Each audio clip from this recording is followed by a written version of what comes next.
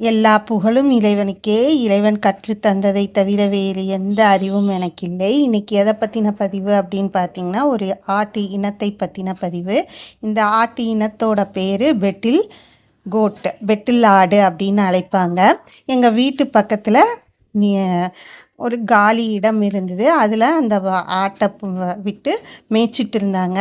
அது பார்க்குறதுக்கு வித்தியாசமாக இருந்தது. அதனால இந்த பதிவு பண்ணினேன். இதனுடைய காது பார்த்தாவே நீட்டமாக இருந்தது. ஆடும் நல்லா உயரமாக இருந்தது. அப்படி கேட்குறப்ப தான் இந்த ஆட்டை பற்றி சொன்னாங்க. இந்த ஆட்டோட பேர் பார்த்திங்கன்னா பீட்டல் ஆடு அப்படின்னு அழைக்கப்படுது. இது இந்தியா மற்றும் பாகிஸ்தான், பஞ்சாப் பகுதிகளில் பால், இறைச்சி இந்த தேவைக்காக வளர்க்கப்படுற ஒரு ஆட்டு இனமாகும். இதே மாதிரி ஒரு ஆட்டு இனம் இருக்குது. அதன் பெயர் பார்த்திங்கன்னா ஜமுனாபாரி அப்படின்னு சொல்லுறாங்க.